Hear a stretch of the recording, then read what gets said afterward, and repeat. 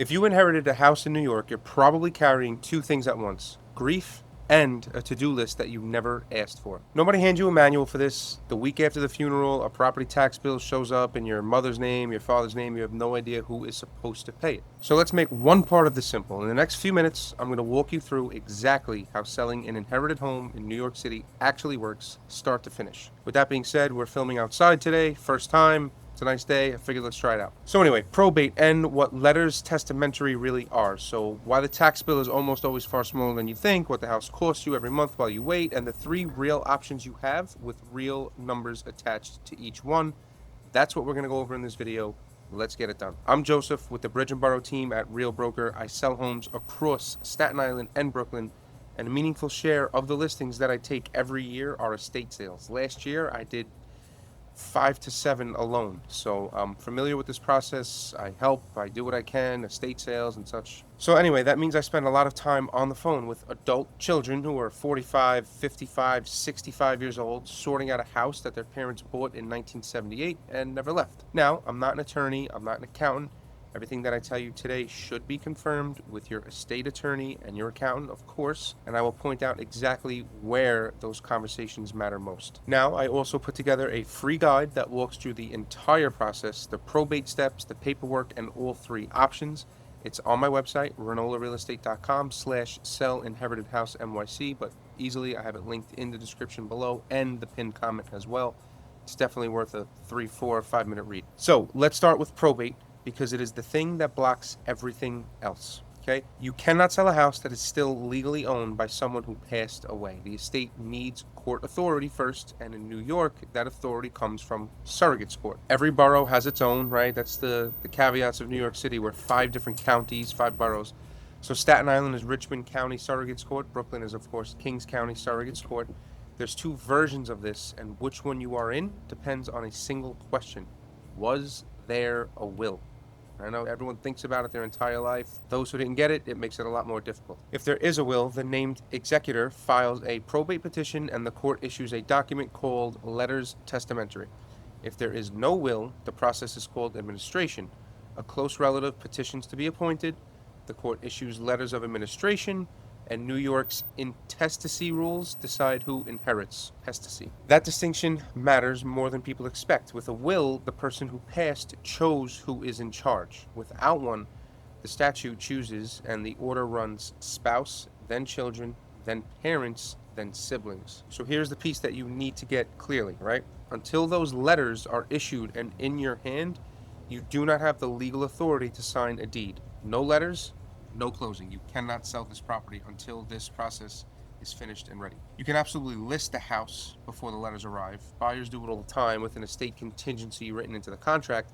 You just cannot close. If obviously you have to keep in touch with your attorney and whatnot during this process. If it's about time to get it going, sure, list it and get going, but otherwise it's a waste of time. So what does this timeline actually look like? For a straightforward, uncontested estate in New York, figure roughly 7 to 9 months from filing to a clean closing. Some of it moves faster than that sounds. Preliminary letters testamentary, which let an executor start managing the estate, can often be obtained in as little as 4 to 8 weeks. But the full process includes notifying every distributee, waiting on the court calendar, and satisfying the court that everyone entitled to object has been given a real chance to do it. And if somebody does object, if a sibling contests the will, or you cannot locate an heir, or there's a question about capacity when the will was signed, you're no longer talking about months, you're talking years, 1, 2, 3 years or more. I've seen contested estates run 3 years, right? The house sat empty the entire time, and in a minute, I'm going to show you exactly what that costs, unfortunately. So a shortcut worth asking your attorney about: if the house was held in joint tenancy with right of survivorship, or in a living trust, it may pass outside probate entirely. Same with life insurance and retirement accounts that have named beneficiaries. Those never touch Surrogates court. Ask the question before you assume you're stuck waiting. Now, the taxes, right? This is the part where I usually get to give somebody good news, and it's the single most misunderstood thing about inherited property. Again, I'm not a CPA, I'm not an attorney. This is just based on my experience thus far in the business. But almost everybody assumes they're about to get destroyed on capital gains, but most actually aren't. And the reason is something called stepped up cost basis. When you buy a house, your basis is what you paid for it. When you sell, you owe capital gains tax on the difference between that basis and your sale price. But now, when you inherit a house, your basis resets to the fair market value on the date that the owner died, not what they paid, what it was worth the day that they passed. So you could bring that up from, let's make it real. Say your parents bought a house in Great Kills in 1985 for $85,000, right?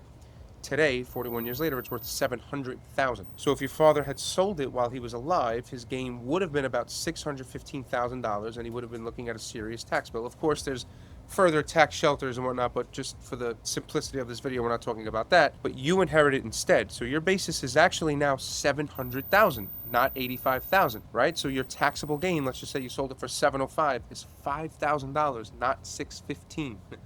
40 years of appreciation that nobody ever paid tax on just came off the calculation. Now, that's not a loophole. That is a federal tax law working exactly as written, and it is the reason selling reasonably soon after you inherit is usually the cleanest move from a tax standpoint. So 2 things your accountant will want nailed down. First, you need a documented date of death value, of course, right? Get a formal appraisal, or at a minimum, a well-supported written market analysis dated as close to the date of death as you can manage. If you sell 18 months later for well above that number, the difference is a real gain, and the IRS will want the paperwork showing where your basis came from. Second, inherited property is treated as long-term gain no matter how long you held it. Even if you sell 30 days after you inherit, you're going to get long-term rates, not short-term. Again, confirm all of this with your accountant, but this is what I've seen. This is obviously what I've seen from being in this business for nearly 10 years. Now, estate tax is a completely separate thing from capital gains, and people mix the two up constantly, and it's normal. It's a normal course of business mixing those two things up because it's taxed. The federal estate tax exemption for 2026 is $15 million per person.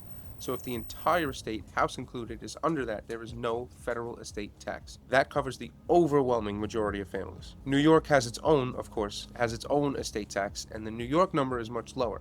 For deaths in 2026, the New York basic exclusion amount is $7,350,000. And New York's version has a feature nobody sees coming. It's called the cliff. In most tax systems, if you go over a threshold, you get taxed on the amount over the line. New York actually does not work that way. Once the taxable estate exceeds 105% of the exclusion, which in 2026 is $7,717,500, the exclusion does not shrink. It vanishes completely, and the entire estate gets taxed from the first dollar. So, an estate at $7,350,000 owes New York $0. An estate at $7,720,000 can owe roughly $670,000. An estate $370,000 in value, creating a tax bill out of nothing. If the estate you are dealing with is anywhere near $7 million, get an estate attorney on the phone this week. There are planning moves, including charitable gifts, that can pull an estate back under the line, but it has to be done correctly. Do not wait too long. For most families I work with on Staten Island, Brooklyn, the whole estate is one house and a savings account, and none of this applies. But you should know where the line sits, right? I don't want you to watch this video and then be completely blindsided when something like this pops up. Now, let's talk about what the house is doing to you while all this plays out. So this is the cost that nobody puts on paper and why waiting is never truly free. Take a typical Staten Island single family worth $700,000, right? Property taxes might run $6,000 to $9,000 a year, so call it $500 to $750 per month. Utilities on an empty house still run, right? You cannot shut the heat off in a New York winter without risking frozen pipes, so figure maybe $150 or nowadays maybe $300 a month in gas, electric, water. Probably even more, to be honest. Basic upkeep, right? Lawn cut, snow removal, gutters, somebody driving by to check on the place. Call that maybe $250 a month. More if you're hiring it out because you live in Florida or Pennsylvania or, whatever, a couple of states away. Then insurance, and this one catches people, right? The moment a house sits unoccupied, your parents' homeowner's policy becomes a problem. Most standard policies limit or cut off coverage after 30 to 60 days of vacancy. So if something happens and the carrier can show that the house was vacant, you have a fight on your hands instead of a check. You need a vacant home policy. Now, these typically run 50 to 60% more than a standard policy, and some carriers will not write them at all. Call your insurance agent in the first 30 days, not the 5th month. Add it all up, and the carrying cost on a typical Staten Island house lands around $900 to $1,500 a month. So over a 9-month probate, that's roughly $8,000 to $13,500. Over a 2-year contested estate, that could be $22,000 to $36,000 out of the family's pocket before a single repair gets made. And that assumes nothing goes wrong. Empty houses attract problems. Burst pipes unchecked, a roof leak nobody noticed for 3 months, break-ins, squatters. Vacant properties are roughly 3 times more likely to be vandalized than occupied ones. I've dealt with this personally on multiple levels with clients of mine. So now the decision itself, you have 3 real options, and I want to put numbers on all 3 so that you can compare them honestly. Option 1, sell as is, right? You list the house exactly as it stands. Dated kitchen, old boiler, whatever's still sitting in the basement, the attic. A house worth $700,000 fully renovated, maybe you sell it as is for $580,000 to $625,000, right? Depending on how rough it is and what the market is doing that month. No work, no headache, done deal, and that's it. It's off your plate, right? So your out-of-pocket cost is close to nothing, maybe $2,000 for a clean out or whatever. Or plenty of as-is buyers will still take it with the contents inside, and they'll just, when their dumpster comes out for the rehab, they just put everything in there. The timeline is fast, 30 days, right? Once you have authority and you're finished. Now, option 2 is renovate and then sell. Paint, floors, a kitchen, a bathroom, maybe some maintenance items like a boiler or water heater. On Staten Island, a meaningful cosmetic renovation on a typical single family could be $60,000 to $120,000 right now, and that's before you touch big ticket items, roof, electrical, a really nice kitchen, things like that, which I would never recommend in this case. But let's just say you spend $80,000 and the house that was worth $600,000 as is, maybe now it sells for $700,000. So you netted an extra $20,000, but keep in mind that was 4 months or so of work, contractor management, risk. Sometimes the math is worth it. Often it is not, especially when there's 3 siblings and only one of them lives close enough to manage a job site, right? So that one sibling just got another full-time job on top of their own job, their own children, everything else going on. And be honest about who's fronting this $80,000 in work, right? If the estate has no cash, one heir writes that check personally, and now the family has an entirely new thing to argue about. The middle path that I recommend most often is the $5,000 to $15,000 version. Do a clean out, do a deep clean, paint, right? Paint everything a light neutral. Fix the obvious safety items, and then of course I take over from there with professional photos, video, etc. That version can pick you up $20,000 to $40,000 in a sale price, maybe even more, right? So on a $600,000 house, you're talking about maybe getting $640,000 now, and it only took 3 weeks instead of 4 months. This is the best return per dollar in this entire process. Now, option 3 is keep it and rent it out. This is the one that people romanticize. That $700,000 Staten Island house might rent for $3,200 to $3,800 a month. Sounds great, though, until you start subtracting $600 a month in taxes, $200 a month insurance, plus maintenance, vacancy. God forbid you get a bad tenant. Your real net might be $1,800 to $2,200 a month, so roughly $24,000 a year on an asset worth $700,000.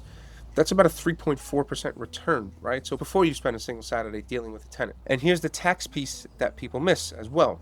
That stepped up basis does not expire, but it also does not keep growing. So if you hold the house 10 years and it goes to $900,000, that extra $200,000 is now a taxable gain. So renting can absolutely be the right call, especially if an heir wants to live there eventually, or just sentimental reasons, whatever, they want to keep this property in the family. But just make that decision based on actual numbers, not on the feeling that selling means letting go. Now, this brings me to the hardest part, and it's never the paperwork, it's the siblings. Most inherited houses have more than one owner, and the 3 of you rarely want the same thing on the same timeline. I deal with this all the time. I just met with a man who wanted to meet and discuss all this, and him and one sibling were on board, and the other 2 were actually living there. They had no interest in moving, but one of them wanted to keep it because that's where they grew up. One of them has an answer to text in 4 months. So here's how that actually gets resolved. First, the executor has the authority, but not unlimited authority. If the will directs that the house be sold, the executor can generally sell it. If the house passes to the heirs directly, you typically need everyone on the deed to sign, which is the case of the house that I just told you. Second, if an heir wants the house, they can buy the others out. On a $700,000 house split 3 ways, buying out 2 siblings means coming up with roughly $460,000, usually through a mortgage or an estate loan. That number tends to end the conversation fast. And third, if you truly deadlock, New York has a legal process called a partition action, where a court can order the property sold and the proceeds divided. It works, and it's a terrible outcome. It costs the estate real money in legal fees. It takes a year, 2 years, 3 years, and the house almost always sells for less. I have never seen a family come out of one of these happily. So what actually works is getting everybody the same information at the same time, not 3 different opinions from 3 different agents, not a number that somebody's neighbor heard at a party, not all these crazy fantasies that everybody comes up with. That you have to get 1 appraisal or 1 written CMA, right? Market analysis. 1 honest as-is number, 1 renovated number, 1 rental number, and everybody on the same call. Most family fights I see are not really about the house. They're about somebody feeling like they got less information than everybody else. And then I've seen it where that one kind of becomes a recluse against the other three, and it becomes a nightmare. So let me put the whole thing together on one example so that you can see the shape of it. Parents bought in 1985 for $85,000. The house is worth today $700,000 renovated, about $600,000 as is. There's a will, 3 children, nobody is fighting. Probate takes maybe 8 months. Carrying costs at, like we said, $1,200 a month come to about $9,600.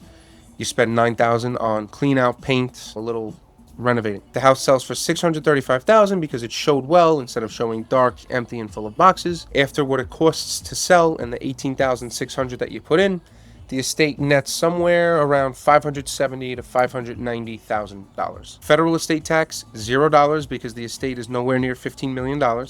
New York estate tax $0 because it's nowhere near $7.3 million. Capital gains tax essentially $0 because basis stepped up to roughly $700,000 and you did not sell above it. Confirm that with your accountant, but that's the typical outcome for the scenario. 3 children, roughly $190,000 each, and the biggest avoidable line item in the whole exercise was the 8 months of carrying costs. That's why the timeline matters more than almost anything else on this list. So if you inherited a house in Staten Island or Brooklyn and you do not know where to start, that is the conversation that I have with families every single month. There is no pressure, there's no judgment. Some people are worried about how the home looks. I don't care. Nobody cares. I will tell you what the house is realistically worth as is and renovated, what the carrying costs look like, and which of the 3 options nets your family the most. Sometimes the honest answer is that you shouldn't do anything for another 6 months, and I'll tell you that too. Again, the free guide to selling an inherited home in New York City is at ranolarealestate.com, my website. It's linked in the description. It's linked in the pinned comment below. Check it out, click it. That couple of minutes read might save you a ton of money, a ton of headache. When you're ready, call or text me 917-905-2541. The only timeline is your own. Take care of yourself first. The house will still be there. Go through the process, grieve. Sorry for your loss. I'm Joseph with the Bridge and Boro Team. Subscribe for more real talk and honest read on New York City real estate.